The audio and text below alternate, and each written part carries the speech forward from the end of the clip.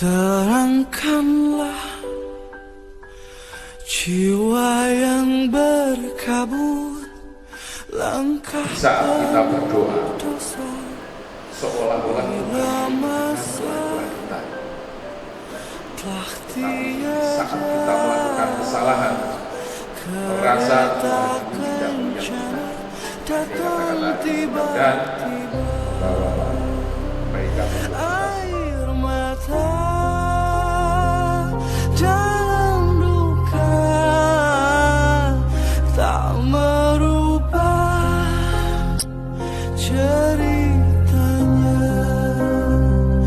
hanya hening dan berjuta tanya dalam resah, dalam pasrah.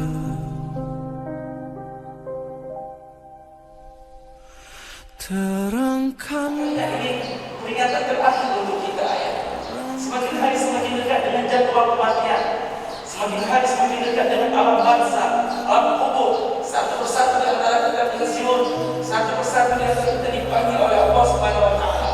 Sebelum kita meninggalkan polda yang kita cintai, sebelum kita pensiun, sebelum kita dipanggil oleh Allah, mari kita siapkan diri kita. Yang pertama, perbanyak istighfar.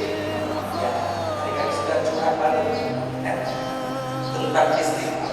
Hampir saja bumi meledak, gunung meletus, langit runtuh, lautan mencampur. Tapi sampai detik ini ditahan oleh Allah.